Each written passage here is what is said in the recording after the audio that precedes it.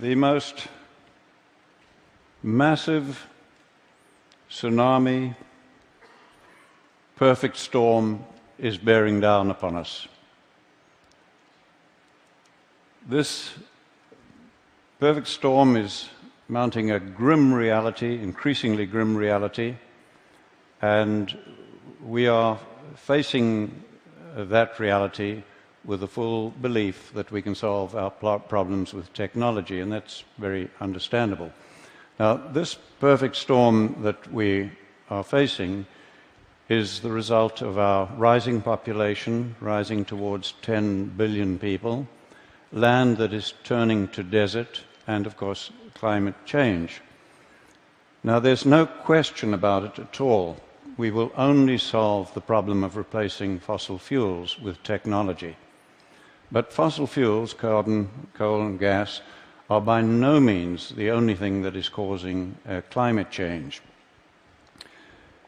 Desertification is a fancy word for land that is turning to desert, and this happens only when we create too much bare ground. There's no other cause. And I intend to focus on most of the world's land that is turning to desert. But I have for you a very simple message that offers more hope than you can imagine. We have environments where humidity is guaranteed throughout the year. On those, it is almost impossible to create vast areas of bare ground, no matter what you do. Nature covers it up so quickly. And we have environments where we have months of humidity followed by months of dryness, and that is where desertification is occurring. Fortunately, with space technology now, we can look at it from space, and when we do, you can see the proportions fairly well. Generally, what you see in green is not desertifying, and what you see in brown is. And these are by far the greatest areas of the Earth. About 2/3, I would guess, of the world is desertifying. I took this picture in the Tihama Desert while 25 millimeters, that's an inch of rain, was falling. Think of it in terms of drums of water, each containing 200 liters. Over 1,000 drums of water fell on every hectare of that land that day. The next day, the land looked like this. Where had that water gone? Some of it ran off as flooding, but most of the water that soaked into the soil simply evaporated out again, exactly as it does in your garden if you leave the soil uncovered. Now, because the fate of water and carbon are tied to soil organic matter, when we damage soils, you give off carbon. Carbon goes back to the atmosphere. Now, you are told over and over, repeatedly, that desertification is only occurring in arid and semi-arid areas of the world, and that tall grasslands like this one, in high rainfall, are of no consequence. But if you do not look at grasslands, but look down into them, you find that most of the soil in that grassland that you've just seen is bare and covered with a crust of algae, leading to increased runoff and evaporation. That is the cancer of desertification that we do not recognize till its terminal form. Now, we know that desertification is caused by livestock, mostly cattle, sheep and goats, overgrazing the plants, leaving the soil bare and giving off methane. Almost everybody knows this, from Nobel laureates to golf caddies, or was taught it, as I was. Now, the environments like you see here, dusty environments in Africa, where I grew up, and I loved wildlife, and so I grew up hating livestock because of the damage they were doing.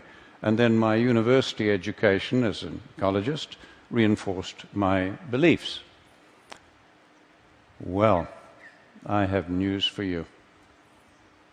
We were once just as certain that the world was flat. We were wrong then, and we are wrong again. And I want to invite you now to come along on my journey of re-education, and discovery.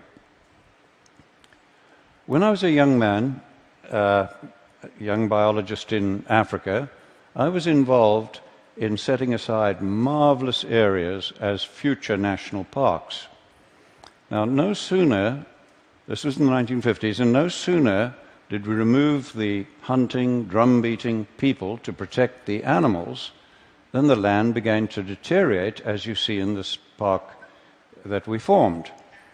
Now, no livestock were involved, but suspecting that we had too many elephants now, I did the research and I proved we had too many, and I recommended that we would have to reduce their numbers and bring them down to a level that the land could sustain. Now, that was a terrible decision for me to have to make, and it was political dynamite, frankly. So our government formed a team of experts to evaluate my research. They agreed with me, and over the following years, we shot 40,000 elephants to try to stop the damage. And it got worse, not better. Loving elephants as I do, that was the saddest and greatest blunder of my life, and I will carry that to my grave. One good thing did come out of it. It made me absolutely determined to devote my life to finding solutions. When I came to the United States, I got a shock to find national parks like this one desertifying as badly as anything in Africa. And there'd been no livestock on this land for over 70 years. And I found that American scientists had no explanation for this except that it is arid and natural. So I then began looking at all the research plots I could over the whole of the western United States where cattle had been removed to prove that it would stop desertification. But I found the opposite. As we see on this research station, where this grassland that was green in 1961, by 2002, had changed to that situation. And the authors of the position paper on climate change, from which I obtained these pictures, attribute this change to unknown processes. Clearly, we have never understood what is causing desertification, which has destroyed many civilizations and now threatens us globally. We have never understood it. Take 1 square meter of soil and make it bare, like this is down here, and I promise you, you will find it much colder at dawn and much hotter at midday than that same piece of ground if it's just covered with litter, plant litter. You have changed the microclimate. Now, by the time you are doing that and increasing greatly the percentage of bare ground on more than half the world's land, you are changing macroclimate. But we have just simply not understood why was it beginning to happen 10,000 years ago, why has it accelerated lately? We had no understanding of that. What we had failed to understand was that these seasonal humidity environments of the world, the soil and the vegetation, developed with very large numbers of grazing animals. And that these grazing animals developed with ferocious pack-hunting predators. Now, the main defense against pack-hunting predators is to get into herds, and the larger the herd, the safer the individuals. Now, large herds dung and urinate all over their own food, and they have to keep moving. And it was that movement that prevented the overgrazing of plants, while the periodic trampling ensured good cover of the soil, as we see where a herd has passed. This picture is a typical seasonal grassland. It has just come through 4 months of rain, and it's now going into 8 months of dry season. And watch the change as it goes into this long dry season. Now, all of that grass you see above ground has to decay biologically before the next growing season, and if it doesn't, the grassland and the soil begin to die. Now, if it does not decay biologically, it shifts to oxidation, which is a very slow process, and this smothers and kills grasses, leading to a shift to woody vegetation and bare soil releasing carbon. To prevent that, we have traditionally used fire. But fire also leaves the soil bare, releasing carbon. And worse than that, burning 1 hectare of grassland gives off more and more damaging pollutants than 6,000 cars. And we are burning in Africa every single year more than 1 billion hectares of grasslands, and almost nobody is talking about it. We justify the burning as scientists because it does remove the dead material and it allows the plants to grow. Now, looking at this grassland of ours that has gone dry, what could we do to keep that healthy? And bear in mind, I'm talking of most of the world's land now. Okay? We cannot reduce animal numbers to rest it more without causing desertification and climate change. We cannot burn it without causing desertification and climate change. What are we going to do?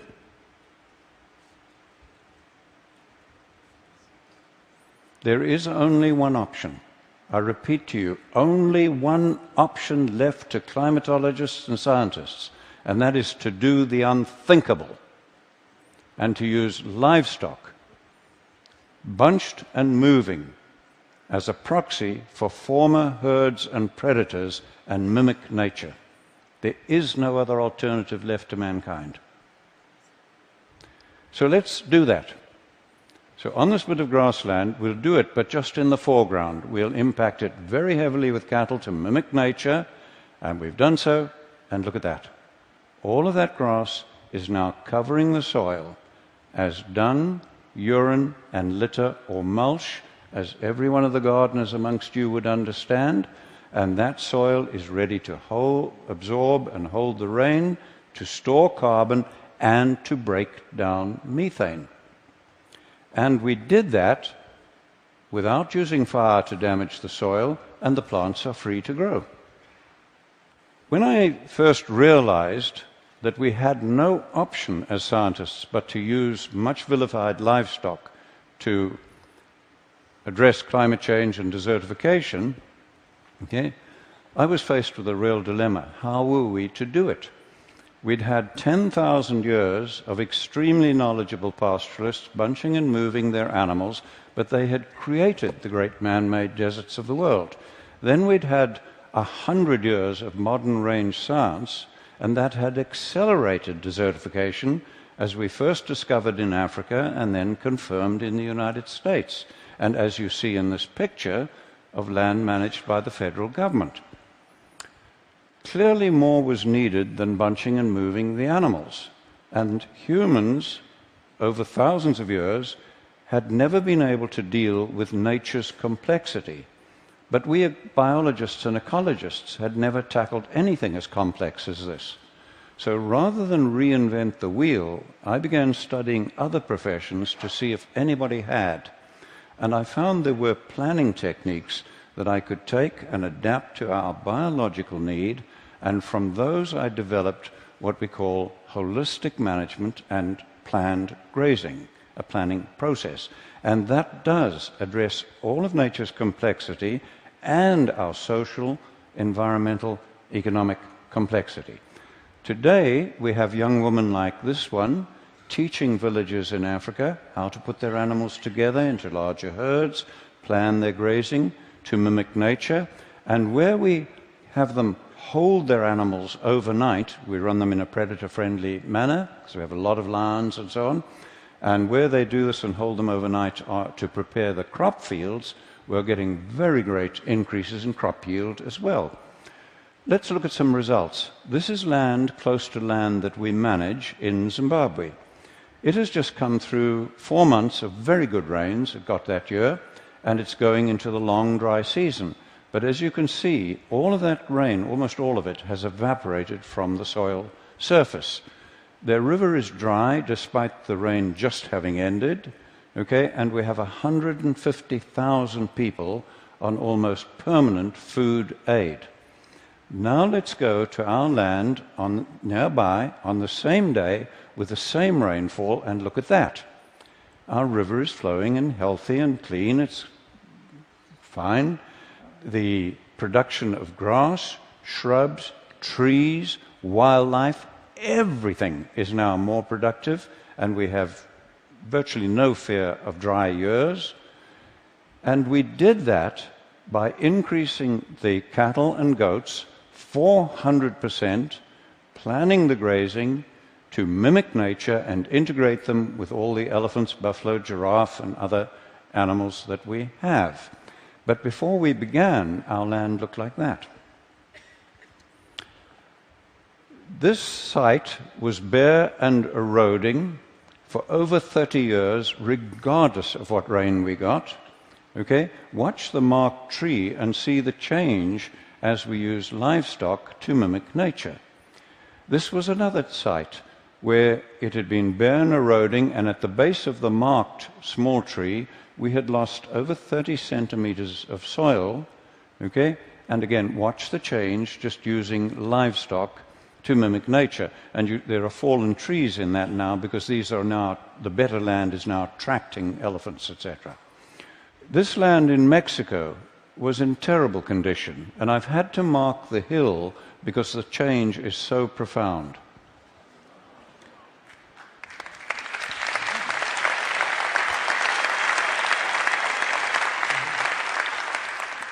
I began helping a family in the Karoo Desert in the 1970s, turn the desert that you see on the right there back to grassland, and thankfully now their grandchildren are on the land with hope for the future.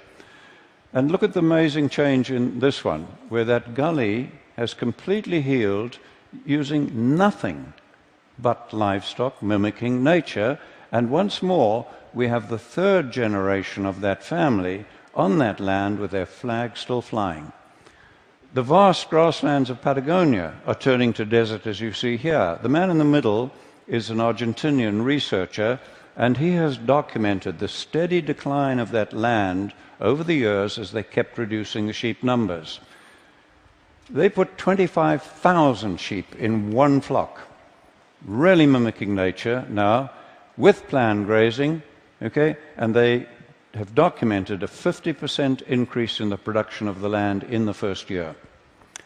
We now have in the violent Horn of Africa pastoralists planning their grazing to mimic nature and openly saying it is the only hope they have of saving their families and saving their culture. 95% of that land can only feed people from animals. I remind you that I am talking about most of the world's land here that controls our fate, including the most violent region of the world where only animals can feed people from about 95% of the land. What we are doing globally is causing climate change as much as, I believe, fossil fuels, and maybe more than fossil fuels. But worse than that, it is causing hunger, poverty, violence, social breakdown, and war.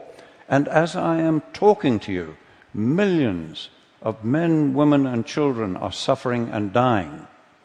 And if this continues, we are unlikely to be able to stop the climate changing even after we have eliminated the use of fossil fuels.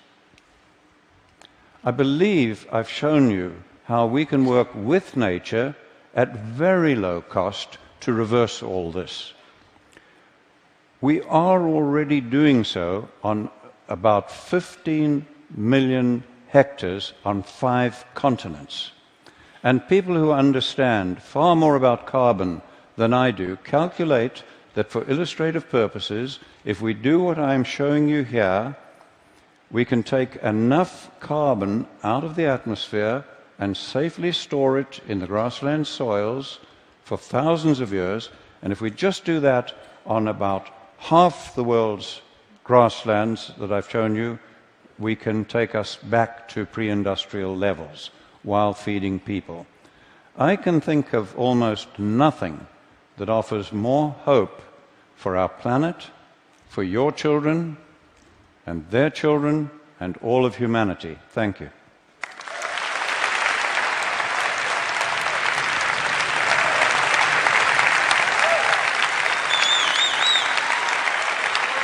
Thank you. Well.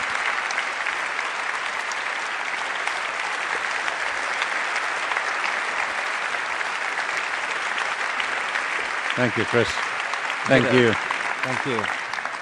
I have, and I'm sure everyone here has, A, 100 questions, B, wants to hug you. I'm just going to ask you one quick question. When you first start this, and you bring in a flock of animals, it's desert. What do they eat? How does that part work? How do you start? Well, we've done this for a long time, and the only time we have ever had to provide any feed is doing mine reclamation, where it's 100% bare. But many years ago, we took the worst land in Zimbabwe, where I offered a £5 note in a 100-mile drive if somebody could find one grass in a 100-mile drive.